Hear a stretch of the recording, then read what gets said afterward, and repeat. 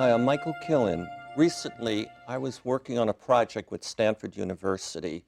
The mission of the project was to interpret some television programs as well as a large painting that articulated, explained Stanford's new energy system that it was building or had built. And as I worked on that project, I discovered that Stanford had reached out to a major energy company to get advice and to support their plan. And I discovered the company they reached out to was called Electricité de France, EDF. And I became interested in that company. And I decided to invite a vice president from that company to come on this program and to learn more about EDF. And here he is. And my guest is Jan van der Lee. And you are a vice president of EDF Innovation Lab. And where is it? Located right in Silicon Valley. By the way, Jan, how many years have you been here? Also almost 5 years. 5 years I've been here in the Silicon Valley and in charge of EDF Innovation Lab.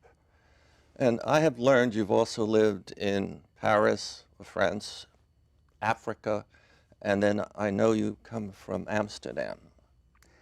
Yes, that's correct. First of all, Micheal, I would like to thank you for having me on this show. It's really an opportunity for us. Yes, I have been, I'm pretty international. I have lived in 4 different countries, 3 different continents. I'm from Holland. I went to France. I've been in Africa, and now I live here in the United States. How many years were you in France, and how many years did you work for EDF? I worked for EDF for 10 years. I have been in France for 25 years. So I joined EDF 10 years ago. Before that, I was a professor and a researcher at one of the universities or schools in France, which is named as École des Mines de Paris, School of Mines of Paris.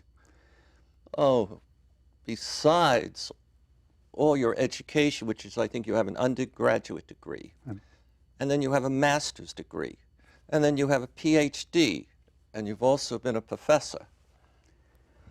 Yes, I guess that's true. So I really was interested in science. I worked for almost 20 years at that school as a researcher, and then as a professor. And at some point in time, I decided it was for me time to also to look at the applications parts, and that's why I joined EDF 10 years ago. All right, in a few minutes, I want to ask you some questions about the company you work for, Electricité de France. But I do want to say you came over to my studio, and I have a couple of professions, talk show host, and then I make paintings. You are the only person to walk into my studio and take a look at my big painting that I was making for Stanford and to say, Micheal, that's not correct, that's not correct. You had the audacity to take over. And you know how I felt about that? You tell me. Come back. I like nothing better than people who have knowledge to come and take a look at my work, give me feedback, and you gave me wonderful feedback because I was going in a wrong direction on something. So you were audacious, but God, it's the kind of thing that helps me do a good job. Well, I thought it was very interesting to see and to discover someone here in the middle of the Silicon Valley who looks at energy, who looks at huge challenges like climate change through a lens which is not technology, which is not data science. We are engineers. I work mainly with engineers. We have this technology focus, and you are opening, let's say, this kind of challenges to people, to an audience we do not reach. So I thought that was really amazing, very interesting. I went to your studio and I didn't want to take over anything. That's my engineering background, who took over for a moment and say, you have to connect this element to that element, otherwise thermodynamics do not work. Yeah. Sorry for that, but that was a very needed reaction, just came out of my heart. Would you come over next week again? I was wondering, first of all, I had started to become interested in France. First of all, you may or may not remember, I have been painting California's 6 climate goals. And so I've been focused intensely on these goals. And I have learned something as a young boy, that if you focus on something and study it, yes, you can learn a lot, you can work with it, but if you really want to learn and do a good job, you want to look at that from a higher perspective, like a group of countries that are working on the same goal, and then you can see some things. So I used to think California was the world leader, let's say, in reducing greenhouse gas emissions. And then as I looked at the French, I noticed France per capita has, relatively speaking, low emissions, considerably lower than that of the great, highly advanced leader, California. You of course, know what the emissions are for France. Yeah, well, I think the emissions per capita in France are something like 5 metric tons per capita. I think it's at least 3 times more in the United States. So we have a low emission per capita in France. And the reason for that is that we have a very decarbonized electric grid. And so electricity generation is in France almost entirely decarbonized today. And also it doesn't emit any particles, so it's also very clean in terms of air pollution. And healthy. Exactly. Exactly. We also should focus on that, because one of these, we're speaking about climate change, but air pollution is a major issue in many parts of the country, and it impacts health of a tremendous number of people who cannot afford to escape the cities. So we dealt with that in France in first place with a very clean electricity mix.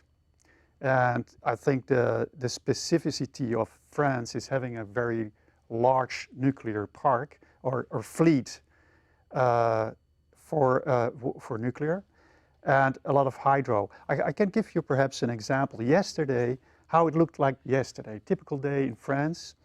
We had I think a 92 gigawatts of capacity needed to respect the demand, the load.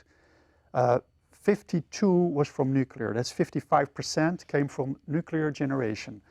10 gigawatts came from hydro. That's 11%. So 66% was already emission free. Then it was a very windy day. It was also a very sunny day. So we had, I think, about 14 or 15 gigawatts coming from just wind and solar. So that's a typical day in France. It almost entirely decarbonized. Another interesting part was we overproduced energy and we exported that energy to our neighbors. They have a less green energy grid, so we're providing clean energy to our neighbors, to the UK, to Italy, to Spain, to Germany, to Switzerland, etc. So that's a typical day in France. A clean grid, which allows us now to go to the next step, which is, and we're going to talk about it, I hope, a little bit, electrification of all the other parts of the economy. I think it's interesting that the name of your company is Electricity. Yeah. And we have certainly entered a phase in our civilization of electrifying everything possible, because I think it will lead to being able to use clean energy to provide the power, the electricity we need. Am I correct? Absolutely, yeah.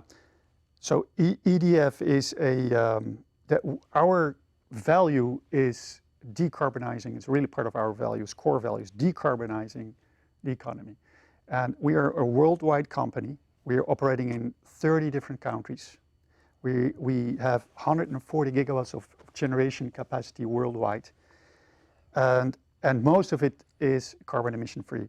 So if we want to further help in decarbonizing the economy, we have to do much more. And that part is the first thing in many countries, in France, but also in California, is the transportation sector.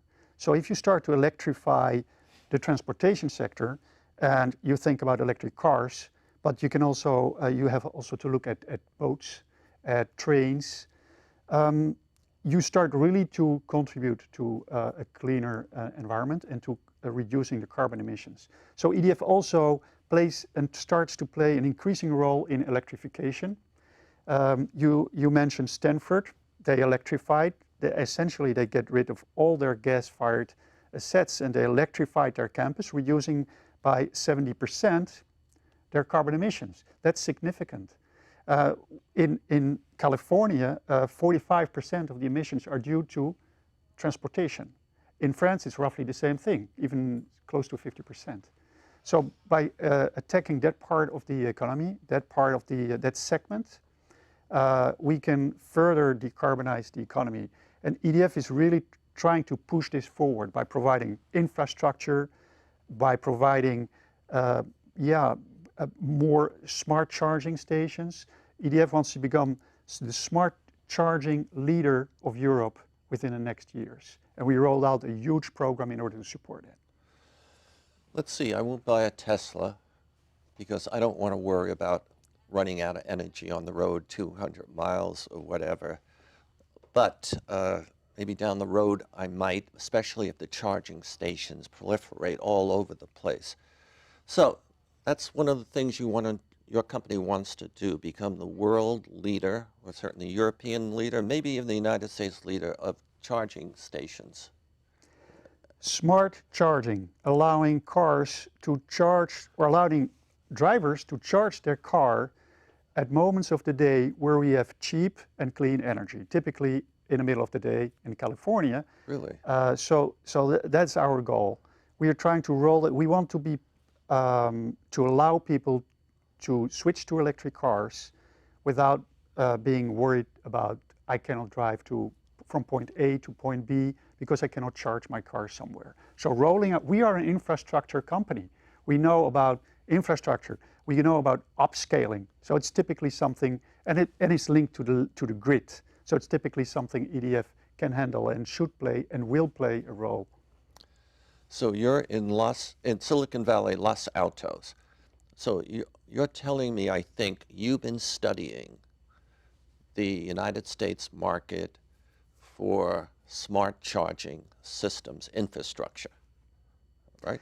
It's correct. Well, it's part of our work. That's not a key. We are working on many different ways and looking at California as being one step ahead in many aspects with regard to other countries, including France and all other countries where we are having relationships with.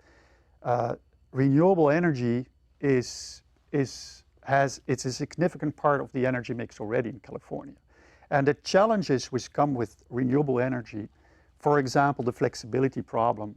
You want to, you need to ramp up your energy when the sun goes down at the end of the day. It's something we will be facing later, but you're already facing here, so we can learn a lot from California.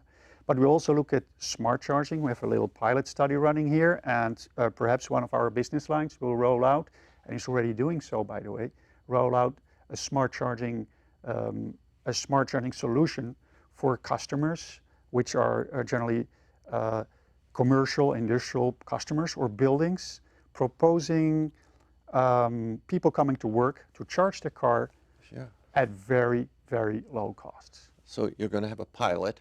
Yeah, we have it. What part of California? Well, we are running a pilot in Los Altos, in San Diego. We have a business in San Diego, EDF Renewable Energy, and we have a pilot running there. And now we are expanding the pilot in the Silicon Valley to start with.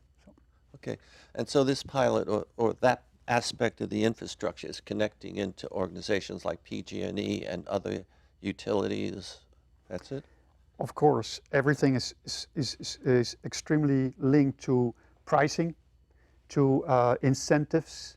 It's very difficult to push electrification without policy, without incentives. It's something we don't have a handle on, but we have to understand what these policies are, how we can bring the value of these incentives down to the drivers, to the users, to the customers. And we have to understand how that market will evolve in time. If indeed, as California wants to push forward to a clean energy grid, to clean energy in 2045, a lot of things will change. Markets will change, pricing will change, and we have to understand, because these are investments. You don't make these investments for 5 years or 10 years. These are made for 15, 20 years. So we have to understand these markets and the evolution of these markets.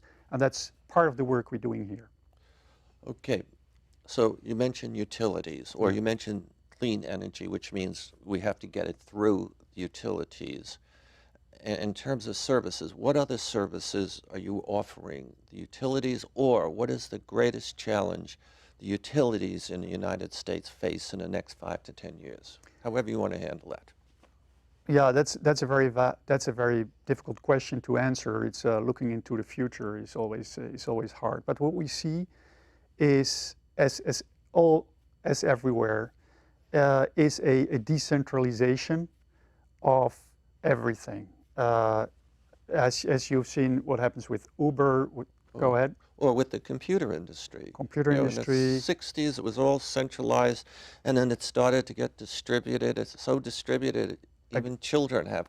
Exactly. And in energy, what we see here in California, but it's even pushed much further in other parts of the US, including Hawaii, etc. It's really customers are becoming not only consumers, but also producers of energy. And sometimes they install batteries, they become part of the electricity system. And this is an opportunity for us, because we can, if you aggregate all these different resources, you could predict and provide flexibility if we can have a handle on how they will manage their energy. So all these, what we call the local energy systems, and there are smaller one, which could be a house with solar panels and a battery in the basement, or bigger systems like Stanford's system, which is 180 buildings all brought together and sharing together heating and cooling, electricity. That impacts the way the utility will provide energy or even has to buy the energy. So it is currently already impacting in a very, very significant way all the utilities in many parts of the United States, in France, and specifically there where in the parts where there's a lot of renewable energy. We have rooftop solar and community solar, or sites, microgrids, which are being created in different places. Sites where people start to manage their own energy. So I think you've mentioned 2, maybe more than that, aspects of infrastructure that EDF can help with, and one that is building the infrastructure for charging, United States, all of Europe, etc. And then you seem to mention another one to help the utilities adjust to this new world of distributed energy. And so, am I correct? Yeah, that's correct. We're helping ourselves. We are a utility. We are a vertical, fully integrated utility.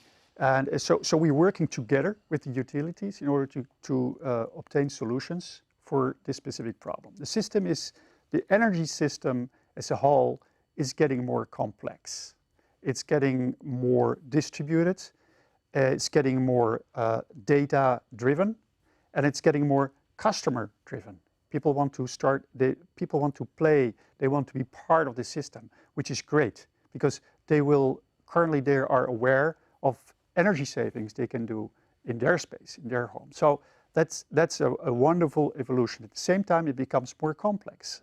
We have to get access to the data in order to be able to predict what their loads for the next day will be. With the introduction of electric vehicles, and this is really booming here in California. Again, we are one step ahead here in California, as with many other aspects. So then that becomes even more complex because now the people want to have their car charged when they leave in the morning. They want to have their car charged when they go on holidays, when they have to drive for a long way. So, and you go one step further if you start to electrify buses, which would be a huge breakthrough. Just think about the school buses here. School buses are just used only for a couple of hours per day, and they need to be charged, and then we need to charge at the end of the day again. So these are challenges we are facing, and we have to solve that with the customer. We cannot just solve that by ourselves. We have to understand, they have to understand the challenges we face, and we have to understand the needs of these specific customers. And that's, I think, something every utility is seeing coming today.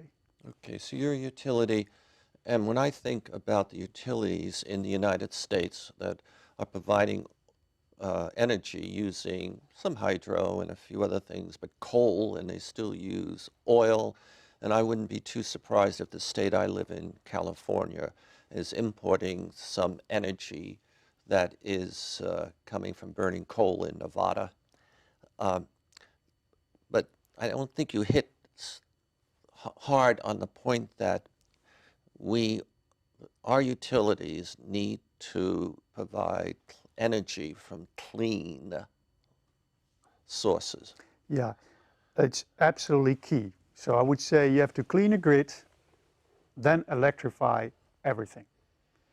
You have to clean the grid, but the trend is there. The grid is getting cleaner. Every state in the United States, almost every state, and many countries, they're moving towards a cleaner grid as much as they can. But they should be focused on that. They should be focused. It's very, we see a couple of trends and sometimes policies which goes against it. But overall, if we look at the grid here in California, in Texas, and elsewhere, the grid is getting cleaner. And it takes time, but it's getting there, the trend is there. Electrification also needs time. So once the grid is clean, and then we start electrifying, we will be behind. So we have to start electrifying today, knowing that the grid will become cleaner and cleaner and cleaner.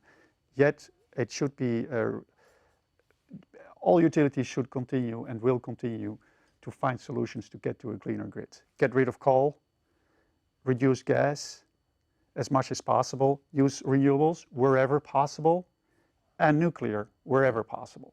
This will give us a clean grid by the end of the day. I'd like to ask this question about France. I notice there are people, probably the Greenpeace type people, and they're very greenish, and they want France to reduce its dependency on clean energy, which is nuclear energy. And they want half of the source to be renewable energy. I find it a little weird. Most renewables really are not clean, or they're more clean, but they're backed up by gas and other fossil fuels. What do you think about the people in France that want to reduce the amount of clean energy, low-cost, relatively low-cost energy from nuclear in France? Well, it's a choice people make, and it's a choice the government makes. What their goal is to reduce. So we currently we're having 75% of our electricity is produced by nuclear. So the goal is to reduce first of all, the overall goal is to go to a totally carbon neutral society by 2015, which is a great goal. 2050. 2050. It's far away, but if you look at the steps which has to be taken immediately today, there are already a couple of really short-term steps which needs to be taken in order to get there. So they want to reduce now from 75% to 50% the share of nuclear. And that this should be replaced by clean energy, renewable energy, including hydro. So I would say the importance is that we keep a clean grid. If we can use renewable energy to do so, and people want to do so, then that's the way to move forward. At the end of the day, there will be always a significant part of nuclear, which 50% is still very significant. The real question is how fast and how far can we go in replacing current nuclear plants, which is 24/7 energy, very, very condensed, very cheap, how we can replace that by renewable energy without increasing the costs for the society. These are challenges they're looking at today. All right, we don't have much time left, but I'd like to ask, you've been in the United States 5 years. Correct. I hope it's been a good experience. It's a wonderful experience. You and your wife have made some friends, and your son? Yeah, this is absolutely a great place to live here. My sons are extremely happy, and they have become Californian. But gigantic corporations often want their leaders to head back at some point or move on. You're going to go back. You think you're going to get transferred back out of here soon? It's a possibility. What new job would you think you can do the best for EDF? That's an interesting question. So I think that one of those areas I could be most useful, and also because I believe that's really a path forward, is to go to the nuclear sector and to contribute in developing new nuclear plants, because we have to start replace old plants with new plants, which must be cheaper than the one we are currently building, and of course the same safety standards, and if possible exportable to other places in the world where we need clean energy. So I think that's at some point that's an area where I would like to contribute to. Okay, well that's certainly quite interesting, and I think we're just about out of time, and am I going to get a signal like that I should end this? Yes, thank you. My guest is Jan van der Lee. He is the Vice President of Innovation, Electricity du France. I am Micheal Killen, and in June at Stanford will be displaying a painting I made in conjunction to EDF's work, as well as a large painting on safeguard civilization. I'm Micheal Killen. Thank you very much. Thanks, Mike.